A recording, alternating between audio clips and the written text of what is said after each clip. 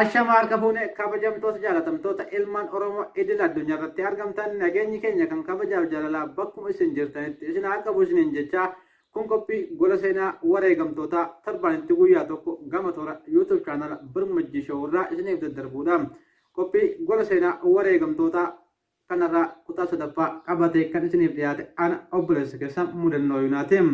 Egaa akkuma beekamu qophiin gola seenaa wareegamtoota torbaanitti guyyaa tokko gama toora YouTube chaanala Birmajjii Show irraa isiniif daddarbu yeroo dabre kutaa tokkoffaan keenya baha Oromiyaa kibba baha Oromiyaa ona madda walaabuu irratti fuulleffatee seenaa gooticha Oromoo Jeneraal Waaqoo Guutuu isin biraan ga'ee ture.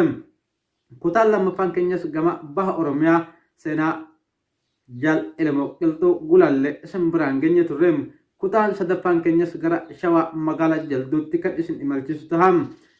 Egaa turtiin keessan nu faana haa ta'u isiniin jecha namoonni hanga har'aatti maatii Birmajjii Show hin ta'in sabiskiraayib gochuun maatii keenya ta'an affeerraa keenyaam. Qophii kana qopheessuun kan isin waliin turu an mudannoo yuunaati. Ogeessi kaameraa leenca sabaa nu faana jira. Gulaalaan qophii kana seenessaa Mahmud Awwaliin. Egaa qophiin keenya kanarraa waa'ee seenaa gooticha Oromoo Koloneel Alamuu Qixxeessaa irratti fuulleffata. Imalli keessan nu faana haa ta'u. والنبي وقال لها كاسي دبينا لما لها كاسي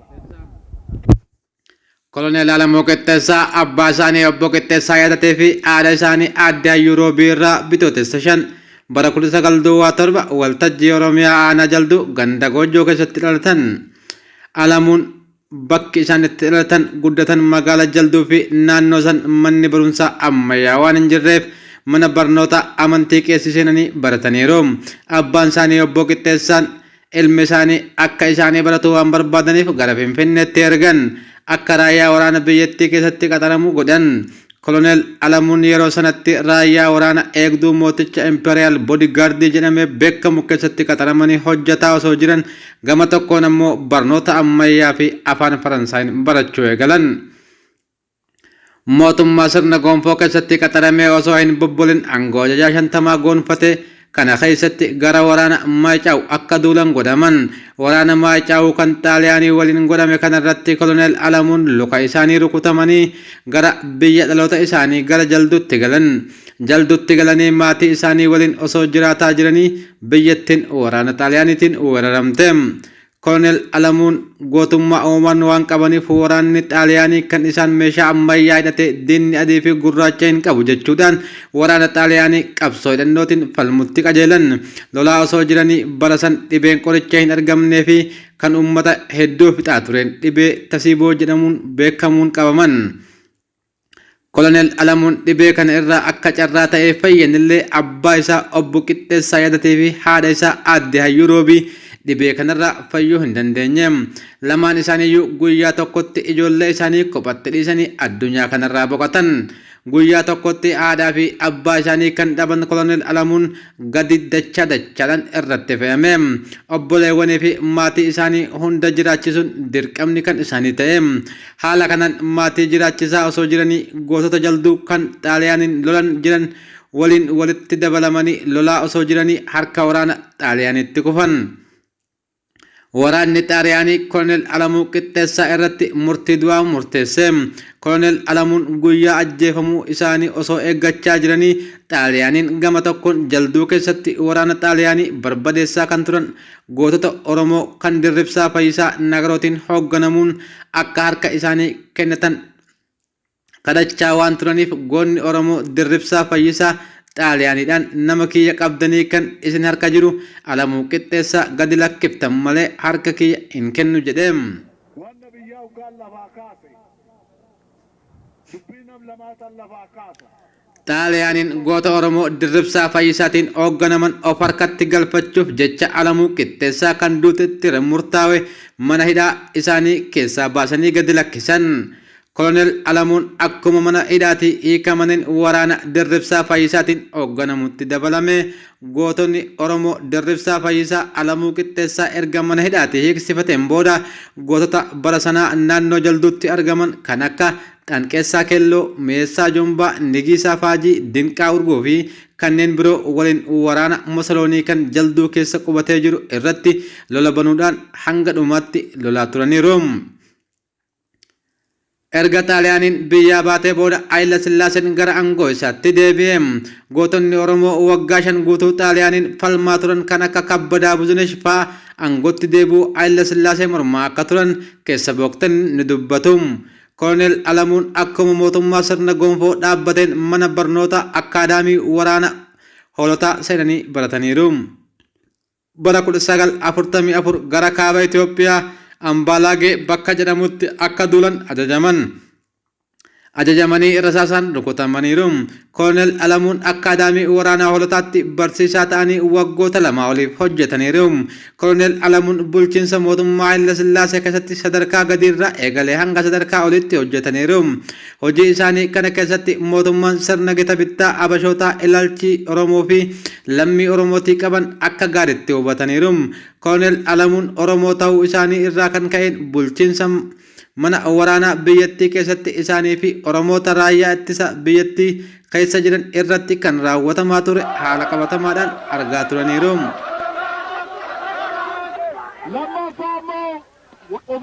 Qabsoo uummata Oromootiif daandii kan saaqe tokko inni waldaa Maccaaf Tuulamaa guddaan hundeeffamuudha.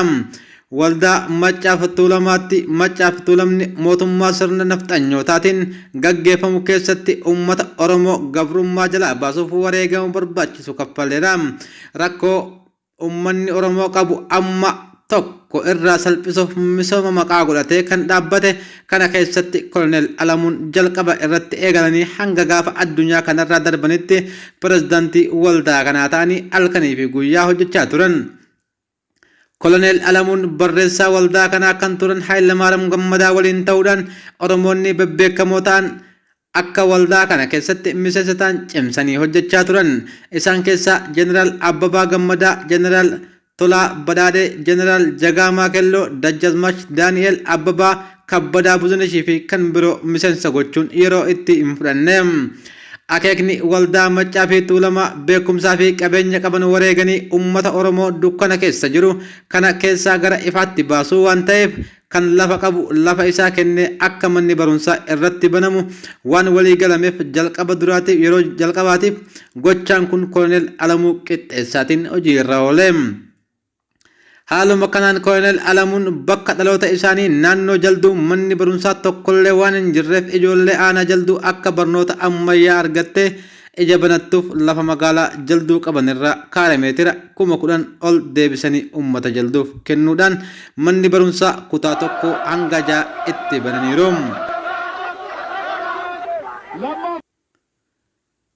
Haaluma kanaan Kabbadaa Buzuneshiif misooma aadaa Bargaa Gooroo fi Makkootti kiiloomeetira 20,000 yoo kennan miseensonnii fi hooggantoonni waldaa Maccaa fi Tuulamaa dursanii qabeenyaa fi humna isaanii waakki tokko malee wareeganiiru.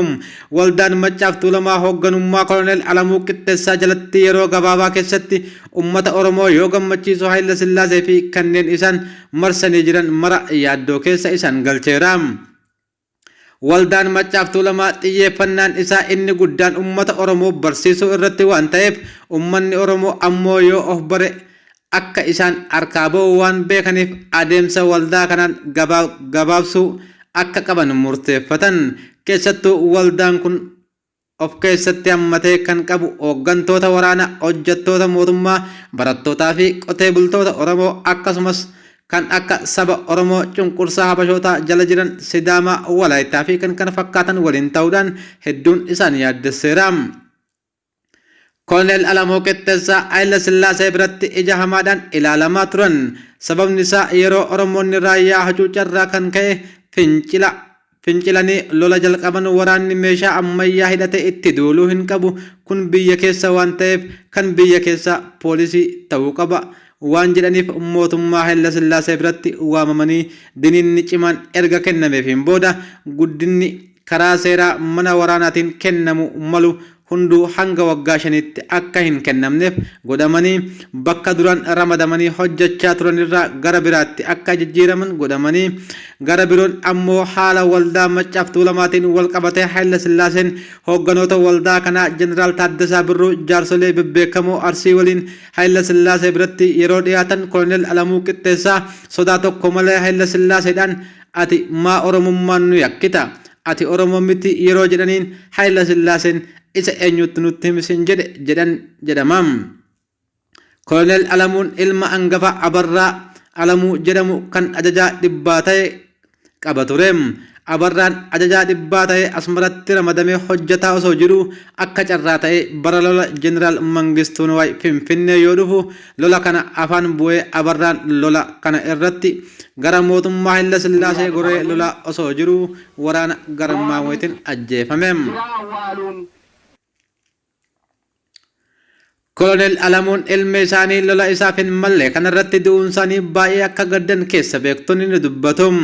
Dhimma waldaa Maccaatiin yakkamanii yeroo kaabinoonni Haayila Sillaasee duratti dhiyaatan lola irratti yeroo lama rukutamanii waan turaniif luka koo yeroo lama isiniif kenneera. Ilma koo Abarraa isiniif kenneera.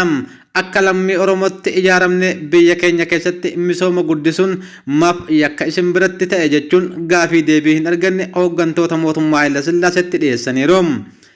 Ilmi isaanii Abarraan mootummaa Haayila Sillaasee du'uusaa hedduu akka gaddan beektonni ni dubbatu.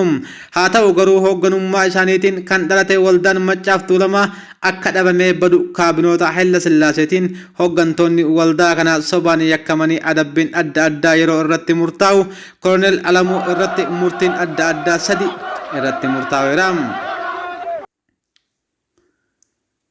Murteen kunis edaa cimaa waggaa 10 maqaan isaanii koloneelummaa akka irraa mulqamuu fi yeroo mana hidhaatii hiikaman mirgi eenyummaa akka waggoota 5 irraa mulqamu kan jedhu ture.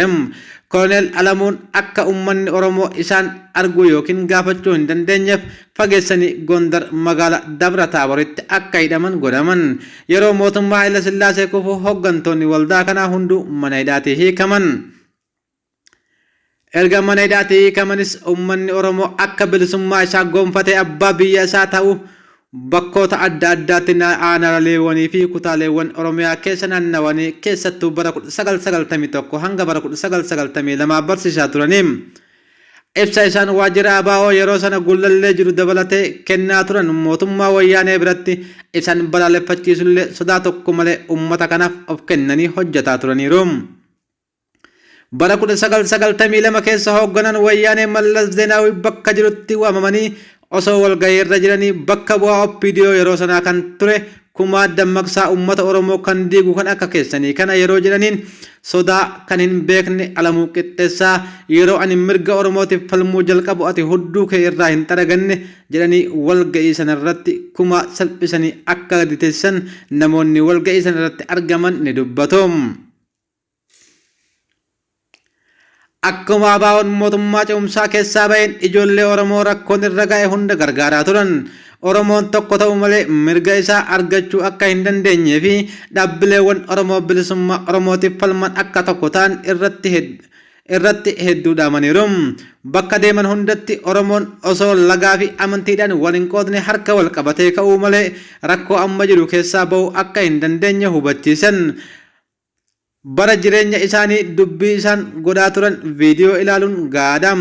Bara 1994 dhaabbilee bilisummaa Oromoof qabsaa'an lameen walitti fiduuf hedduu akka yaalaa turan Keeniyaa Naayiroobii keessatti ABO fi IFLO walitti fiduuf beellama qabatanii yeroo isaan Oromiyaa irraa gama Naayiroobiitti argaman gara ABO'tiin Galaasaa Dilboo yeroo argamu karaa IFLO'n ammoo bakka bu'aan jaarraa argamaniiru.